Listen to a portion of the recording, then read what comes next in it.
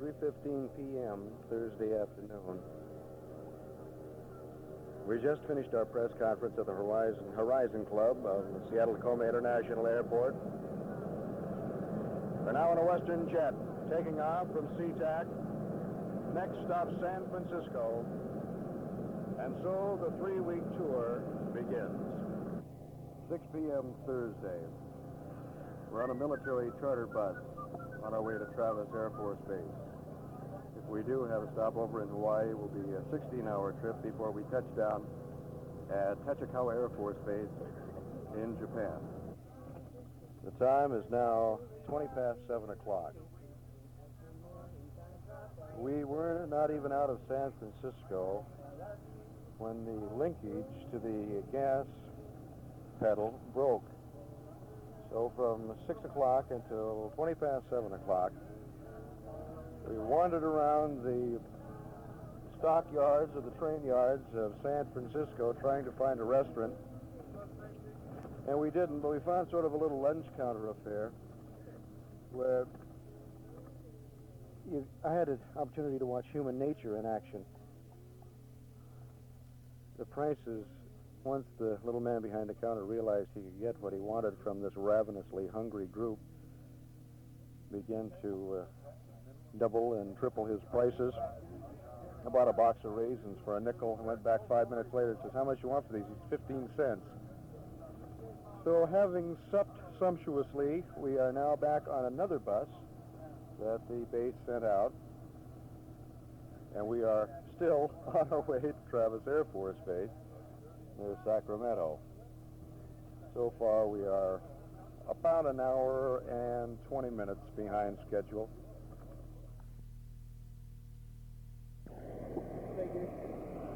The time is 10:25 p.m., April 11th. We have just left Travis Air Force Base on the third leg of our journey.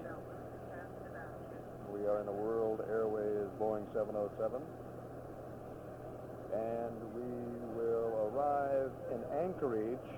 Don't ask me why we have to go from Seattle to San Francisco to Sacramento to Travis Air Force Base, then back up to Anchorage in order to get to Japan, but we will arrive in Anchorage in approximately 4 hours.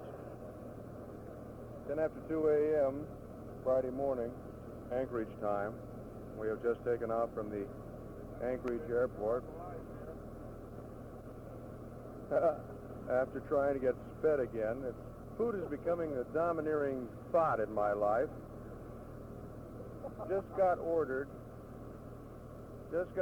I ordered a cup of soup and a glass of buttermilk, as we didn't have much time. Just got it ordered, and before we could, the gal could bring it, before lightning could bring it, really a speedball. They called us to get back on the plane. We had the captain, the guy with the crooked grin but straight teeth, talked to us over the intercom system here and informed us that we will be landing in a base near Tokyo, or an airport near Tokyo. From there, I assume we will be bussed to Tachikawa Air Force Base. That's B-U-S-S-E-D. You never know. It's just been one surprise after another. It's chow time. About a half hour ago, gal came by handing out forms to be filled out and signed for the custom officials, which I understand will be greeting us in a giant box kite pulled by 4 fast men at 3,000 feet prior to our arrival in Tokyo. We are about to land from Anchorage. This time we're not going to land at Tachikawa. We're not going to land at Tokyo. We're going to land at Yokota. Because Tachikawa Air Force Base isn't large enough for us. Now, I don't know what kind of a situation that is, but in any case, we are about to land. We have been traveling for some 19 hours so far. We have yet to reach our destination. I've been sitting with Bob Stunn and Bob Smythe, and an envelope clipped to the window of the seat I sat in by Bob Smythe reads, J.J. Valley ate, slept, and bled here. The final two words referring to my nosebleed. I had a nosebleed. It's the first nosebleed I've had in years, but I had one. I'm proud to say that I had it on Western Airlines. We are now flying over Japan, or over Tokyo, coming in prior to landing, and it is a sight to behold. Fantastic. There are lights as far as the horizon extends. Amazing. It. I think I'm being put on by my cohorts here, but this is really remarkable. It is spread out all over. There is no place that doesn't have lights on intersection. By the way, you might mention this is 4 o'clock in the morning here at the time we're arriving, and the place is illuminated like Times Square at 11 o'clock at night in New York City. I just should not mention that, Bob, if you don't mind. Here we are, out of cigarettes and whiskey. and Fagnani. Look how late it gets. What time is it, Don? John Lossy, what time is it? It is now, sir, 5. 10 past 5 a.m. Saturday morning. We are leaving Yokota, Japan in the military transportation bus type. I got the wrong time. 4:45. His watch stop. Exhausted. How many, Bob? How long we been traveling now? We've been traveling for 19 hours. No, we traveled longer than that, haven't we? Yes, Bobby. Was it long? Over 24 hours. We started out at 3 o'clock. Yeah, but we can't figure that way. We can't figure that we started out 3 o'clock Seattle time because it was different. Yeah, we traveled about 19 hours. About 19 hours, that all seems like 100 years. キロ掛川下を番頭三味線藤本秀夫藤本直久尺八神山潜水米谷岩尾太鼓南三駒林言葉白瀬 We have arrived. Finally, after, I can't begin to tell you how much after I don't know how many hours of plane riding and bus riding, we arrived at Tachikawa Air Force Base, only to be told that we would not be performing there Sunday. As a matter of fact, Sunday we'll be performing at, do you remember, Bob? Atsugi Naval Base. So you've got yourself 15 poop people at about 8:30 Japanese time, Saturday morning. It's Friday afternoon in Seattle. We're all going to lay down and relax for a couple of hours, try to get some sleep, and then we're going to go to bed. No, then we're going to get up and see the sights. And last night we had our first performance at Tsuji Naval Air Station, and we played to 850 guys, and you have a show over here that you can be proud of. They rate all the groups that come and they give us a form because that's the greatest. Yeah. That was Sandy Marth, Miss Washington of 1966. This is J.J. Valley from Japan with the Something Cool unit. We have just finished our first show at Atsugi, and she was giving you the rating. What did the audience say to you, Mary Roundtree? Oh, they said they just really enjoyed it and it was just wonderful. They were really pleased. And what, We're so happy about it. We're so happy. and what did they say to you, Mary Ann Wold? Oh, just about the same. They just couldn't stop raving. It's just great. What did they say to you, George Wharton, leader of the Black and White Affair? Hey, wow, they said it was great. What's the matter? You didn't get a order since about right.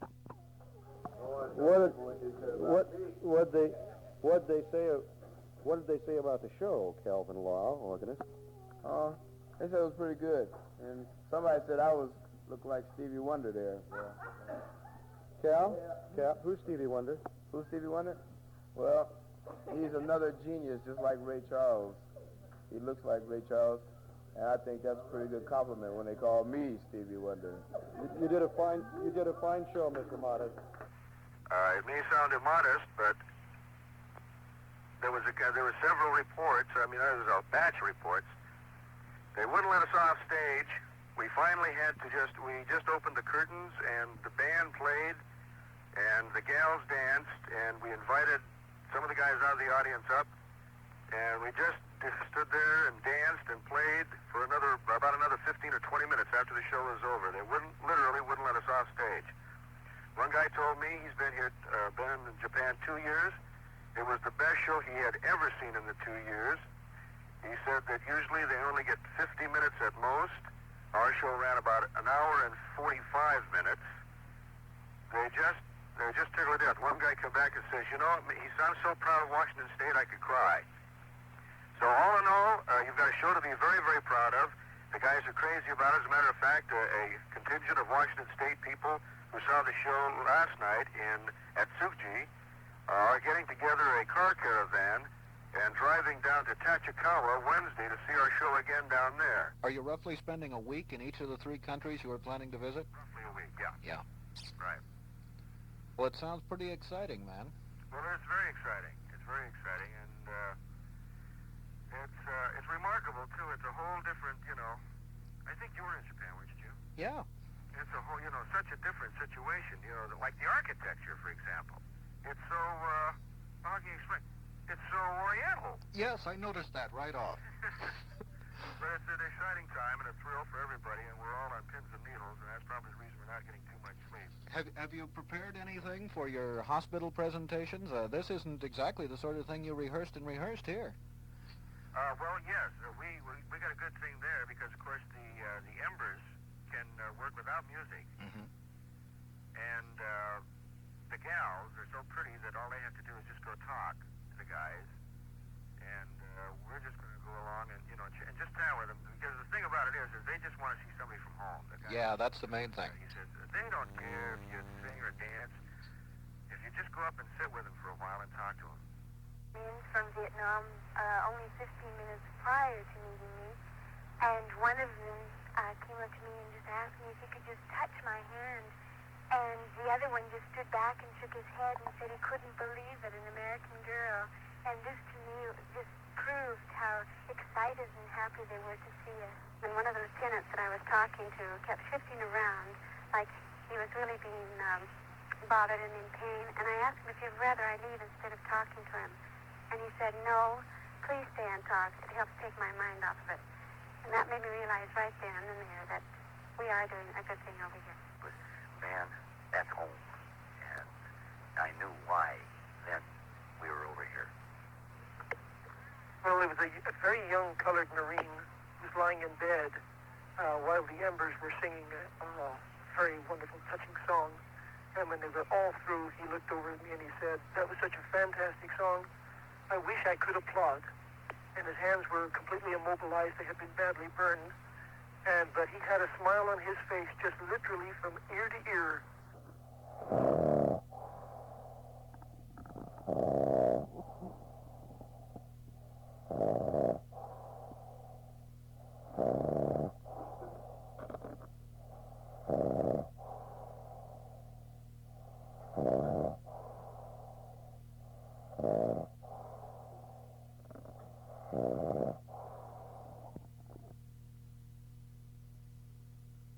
And that is the reason I'm asking for a divorce from Bob Staunton and getting a separate room.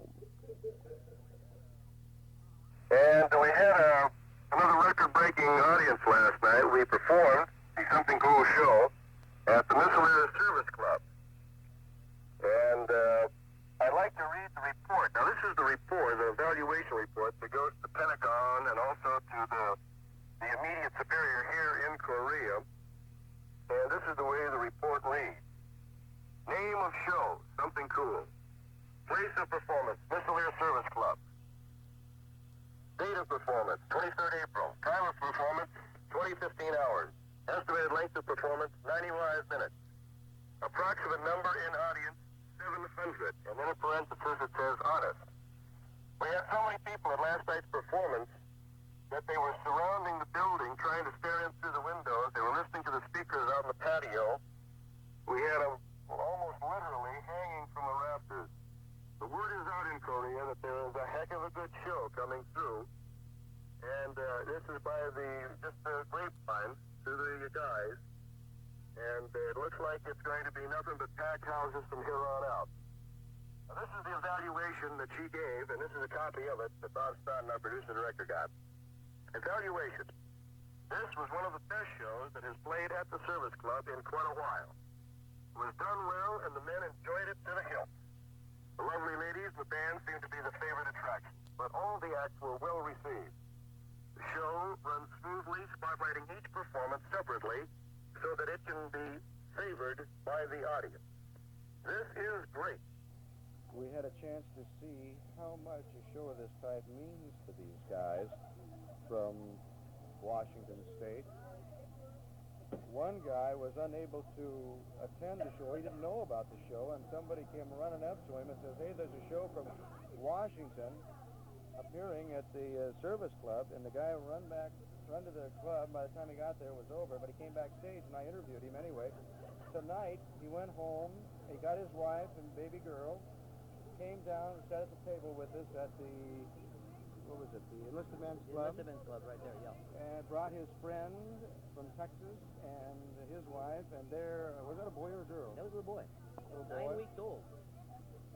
And 4 months old. 4 months old. And they just talked their ear off about Washington. These guys are really lonely for a sight, or sound, or a friendly voice from back home. And it would be, let's see, JJ, it's tomorrow, isn't it? It's Saturday.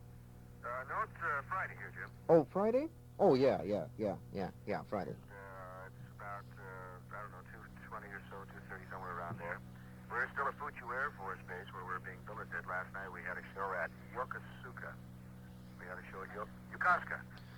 We had a show at Yokosuka last night.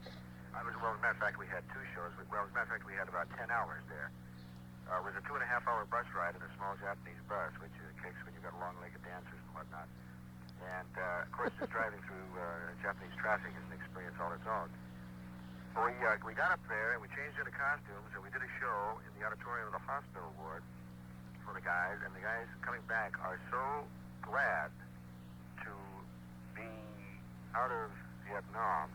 And you got to remember, they're very young, and they have so much energy, and they're so glad to be out that we had to stop the show several times just to let them let off steam. And we did a show in that auditorium. Then we spent the rest of the day visiting the wards. And the most remarkable thing of the whole trip to me has been the morale of these young soldiers, Marines.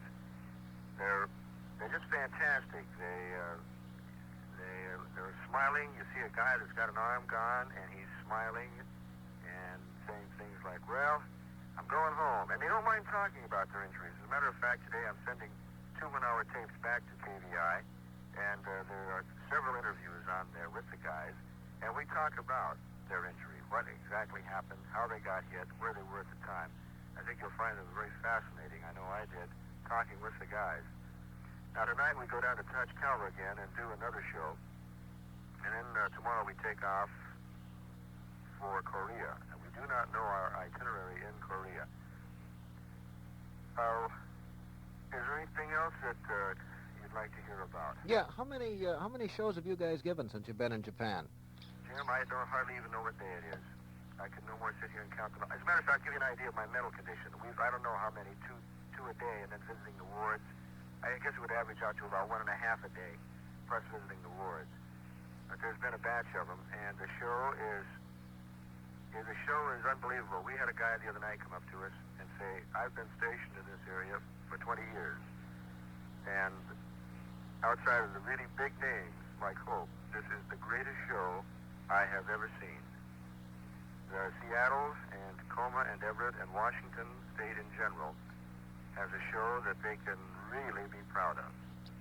And it may sound a little immodest, but I'm very proud of it. We literally knock them dead every performance. So we've really got something over here. We've got something our state can be proud of. Well, we're very proud of you, of course, man, and of course, it's all the Something Cool gang.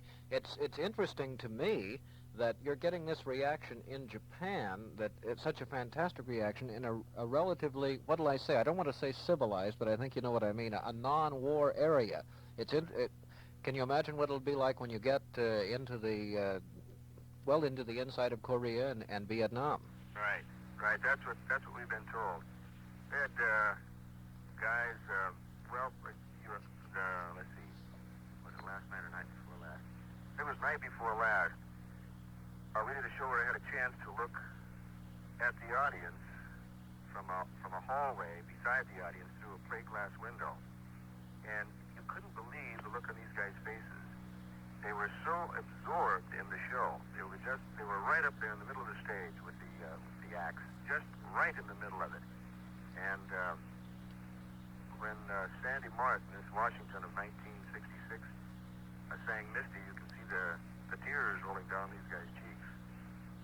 And of course, in the wards is where it really counts.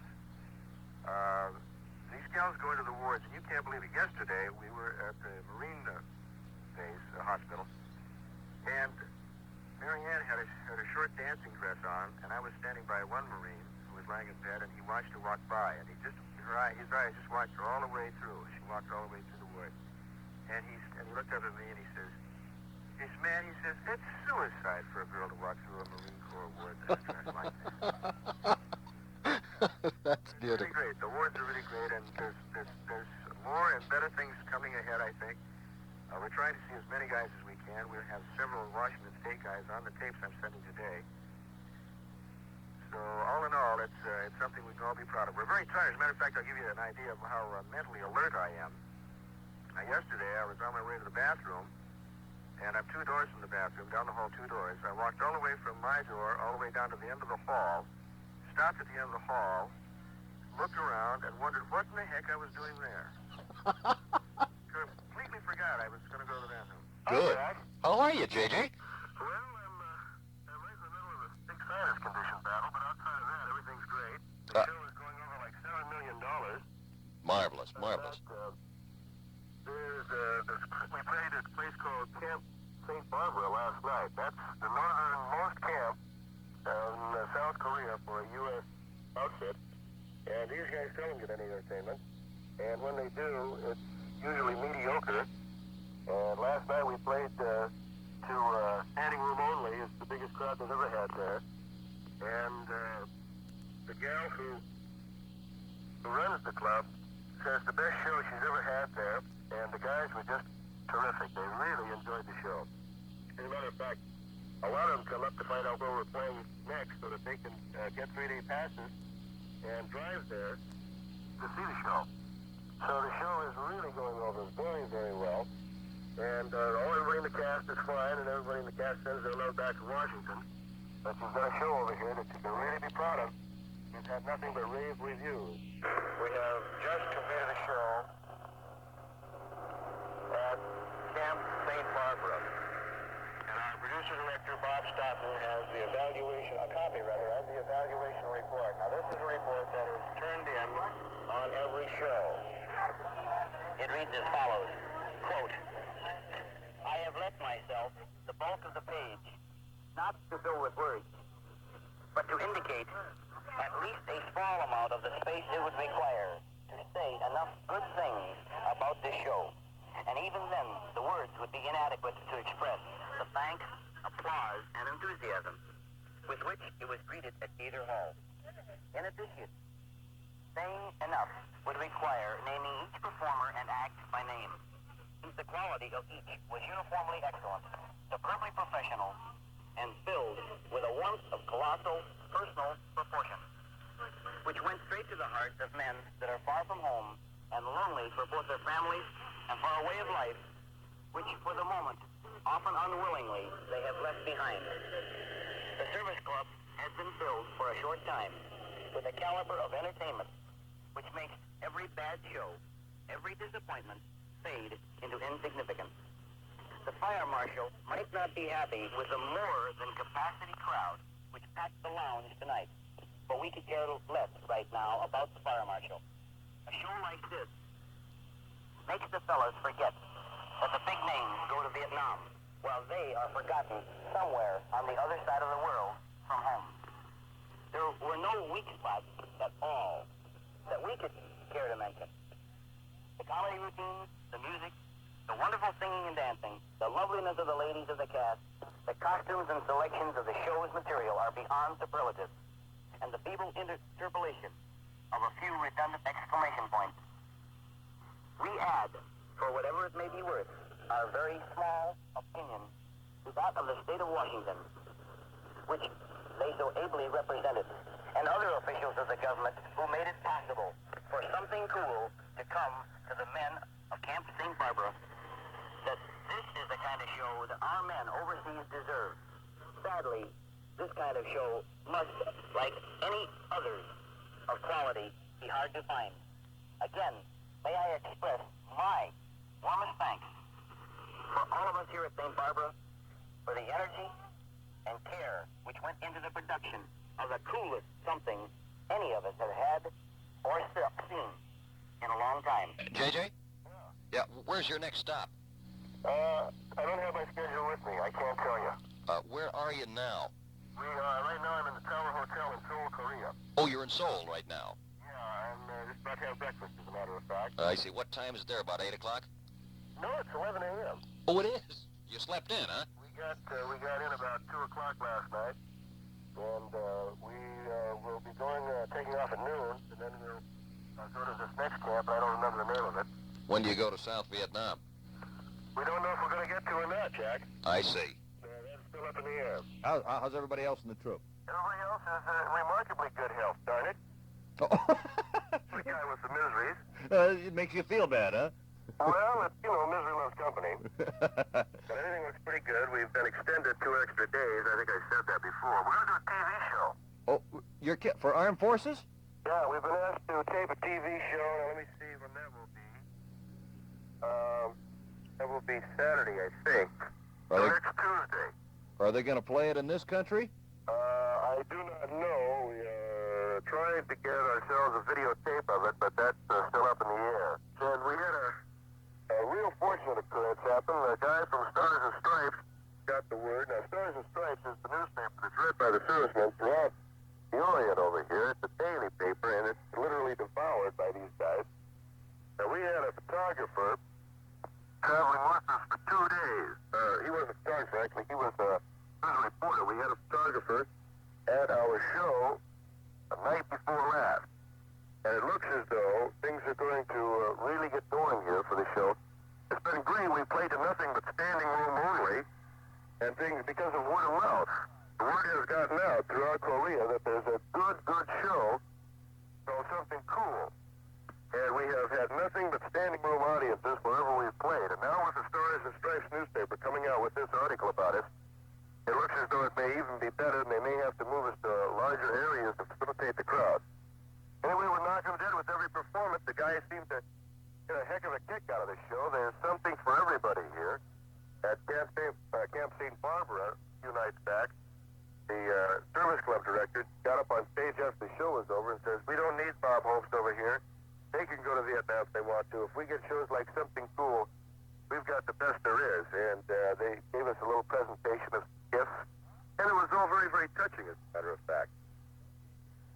As to the people of Korea, they have been dominated by the Japanese for so many years, and by this country or that country, that they are a fairly hard race. They have built up callous, and they're still fairly warm, but they figure if you've got 2 of anything, and you can only use one, that second one belongs to them if they can get their hands on it. Consequently, in Korea, stealing has become a way of life, if not a profession.